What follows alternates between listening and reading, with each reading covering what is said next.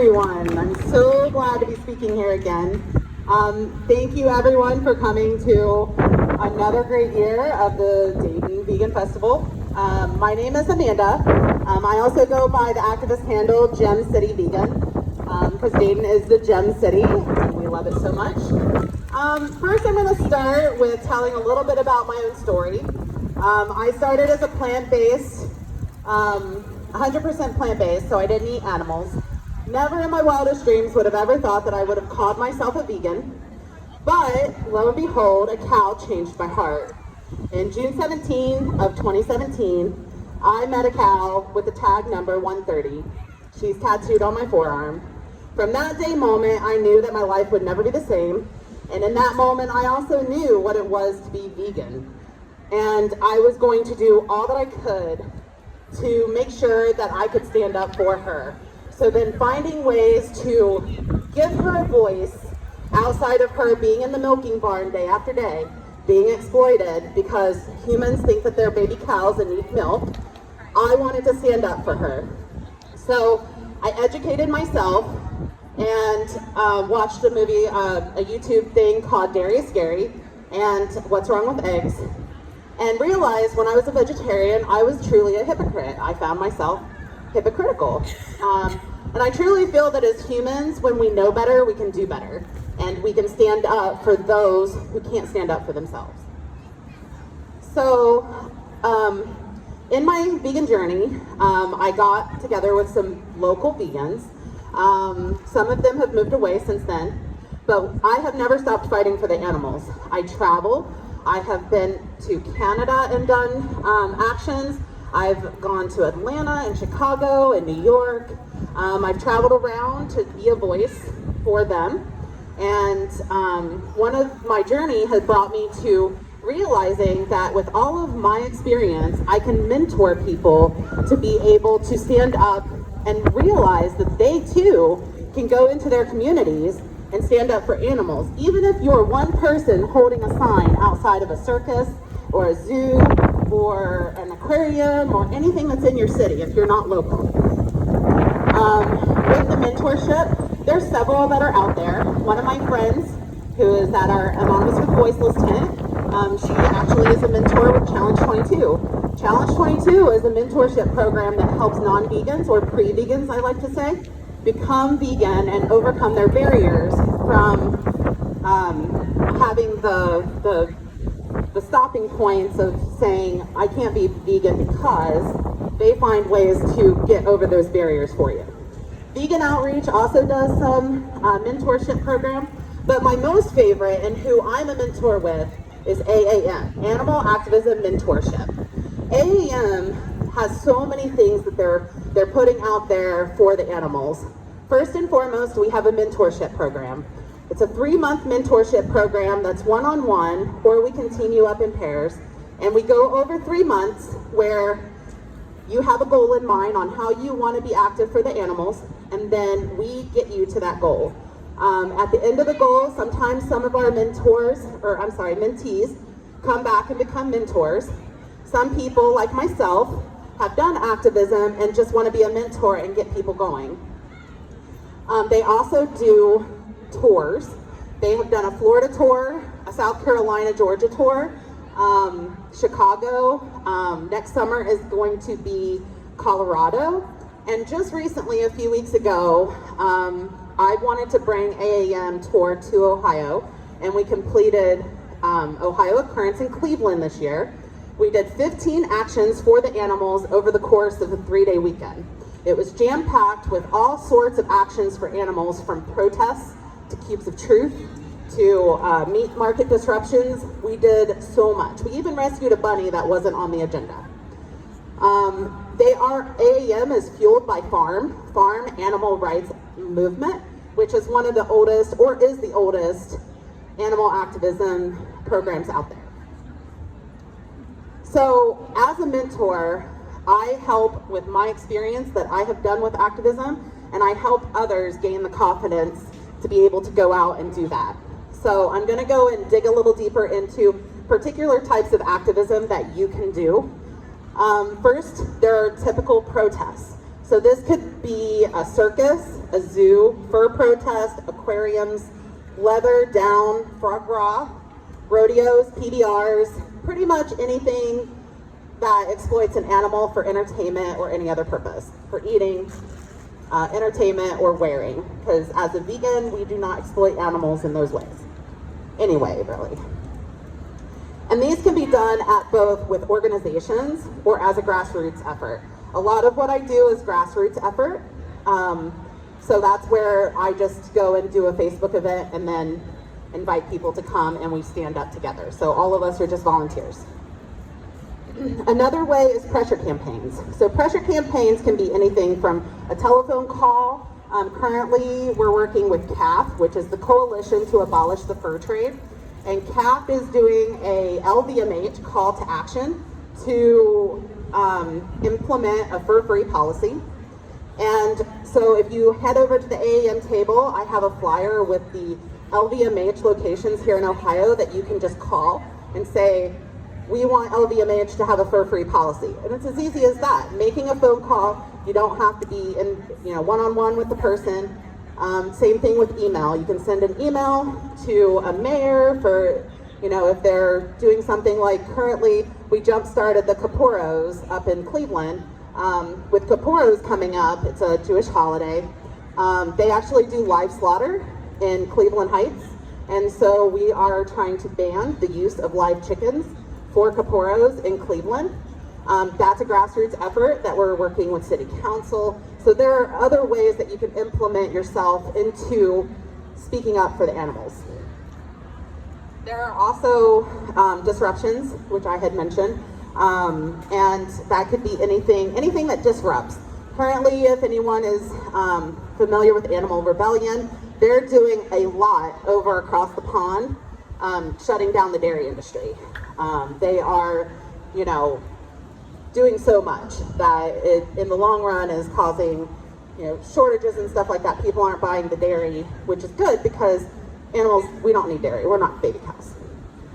Other things are demonstrations. One of the tables that we have here, Anonymous for the Voiceless, they are one of our types of demonstrations that we do. It's like an artistic demonstration. We show the standard practice in the animal agriculture industry, and we have conversations with people, asking them questions about what they're seeing, and giving them resources to be able to take with them after they've educated themselves and go make those changes. Then we have our AM table as well. They're both over to my left. Please stop by and see us. There are other organizations like We the Free and PETA. A lot of people know PETA. They do a lot. They're kind of integrated in a lot of different things. They currently have one called Without Consent that they're doing a tour with, and that shows the exploitation of animals in the medical experimentation. There's also VR goggles. Sometimes those are used at Veg Fest events. Unfortunately, we couldn't get the VR goggles for here, but if you ever have the opportunity to try those, you can set up a booth. You just reach out to iAnimal and apply for that. And then there's the Animal Save movement. We actually have some people who are with the Cleveland Animal Save that have come all the way down from Cleveland to join us for this amazing festival that we have today. So for those that are creative and artistic, there's artivism that people can do. And this can be a wide variety of things, from chalking, going out. Sometimes we do chalking events down at like Levitt Pavilion, where we'll take chalk and leaflet, and so you're putting compassionate messages on the ground. There's also art and painting, singing, decals, photography, stickering, posters, anything to get the message out there. And a lot of people, I'm not creative, but I have a lot of friends that are. And I've seen some really amazing things, that are out there for the animals. Other items can be a little more difficult, like vigils. So Animal Save movement, they do a lot with vigils, and this is where you actually go to a slaughterhouse and you bear witness to the animals who are on their way to their death, because people are paying for that industry, so they're funding that industry in order for those animals to be there. There's also the National Animal Rights Day that they hold a daily an annual event where they do kind of like a memorial for animals who have passed. And I actually did a memorial once. We tried to save 9 lambs from Antioch College. This was a few years ago. I had homes for all of them, and we protested several times. And when we realized that they still did not let the lambs go to the homes that I had arranged, we assumed that they went to an unfortunate death, and so we held a memorial in their memory. There's also sanctuaries. Our good friends at Foreverland Farm came up earlier and spoke a little bit, but we have 3 amazing sanctuaries that are here, and Foreverland Farm, Good Shepherd, and Sunrise Sanctuary. All of them are amazing. They have amazing animals. You can do things even as little as a fundraiser. Facebook does fundraisers for free for nonprofits. So when your birthday comes along, you can help out a sanctuary and rescued animals just by doing a birthday fundraiser. They also look for volunteers. So if you're within driving distance of one of these places, I know Sunrise Sanctuary and Foreverland Farm are about an hour and a half, roughly hour to hour and a half from here. I make the trip sometimes, not too often, but I try to do what I can to help out. And then a couple of us also do transport and rescue. One of my favorite stories was my birthday a few years ago, Foreverland Farm. We spent 2 days in the cold and rain rescuing Agatha, who was a sheep that fell off of a truck on the interstate. And yeah, she's got a little extra piece of my heart. Other things that you can do to bring awareness are table events like we're doing here. We have 2 tables over there. We're just having conversations with people as they come along. We have resources for people to take. I've actually talked to a lot more pre-vegans than I have vegans today. So hoping that we're planting some seeds, and next year we have even more people here for our vegan festival. There's also table events that I've seen happen in schools where they're trying to get more plant-based options on the menu for the schools. And this is important because not only are there kids that are vegan, but you know, especially in like hospitals, when things like heart disease and cancer are things that are killing people and they're still eating cheeseburgers and meatloaf made with animal flesh, it's not really helping the cause. Speaking engagements like I'm currently doing, being able to be that voice to kind of elevate and let people know these are things you can do, or educating as well. One of my favorite speeches is by Gary Yourofsky, who does the best speech you'll ever hear. It's free on YouTube. I actually had a really great conversation with him at a Veg Fest not long ago about solo activism. Believe it or not, just one person holding a sign makes a huge impact for people. You're planting a seed, and that's what's important. I know that the circus protest that I did not too long ago before COVID, I didn't want to park and repark, so I stayed and I leafleted after. And I actually had several conversations with people who went into the circus and could not enjoy the show because they saw our signs and it changed their perspective of the entertainment that they had paid for. And they said, we will never go to the circus again. And that's what it's about. There are human circuses. The Venardo Circus is a all-human, no-animal circus, and it's amazing. Humans are amazing. We're amazing acrobats, and it's all about entertainment, and we can entertain ourselves and give consent to the entertainment that we're doing. Other things are billboards. These can be expensive. I know organizations like PETA and Vegan Outreach have done billboards.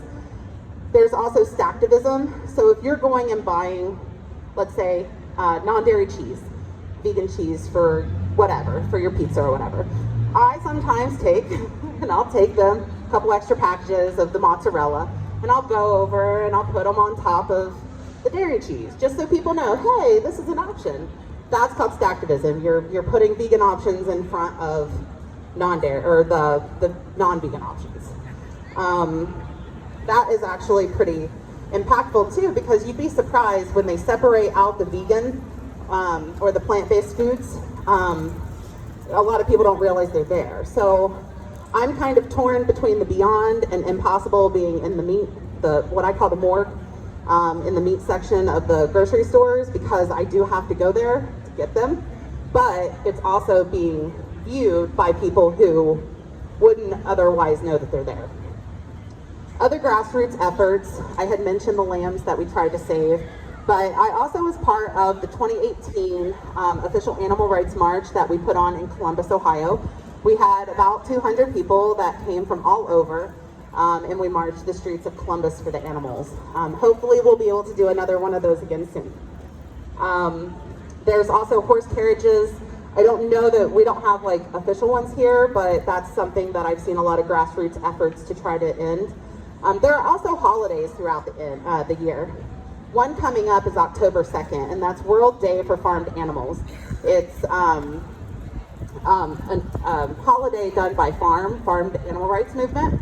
And a lot of people do what's called Fast Against Slaughter, where they fast on the second day of every month. And that could be something as well that people do just to raise awareness for the animals.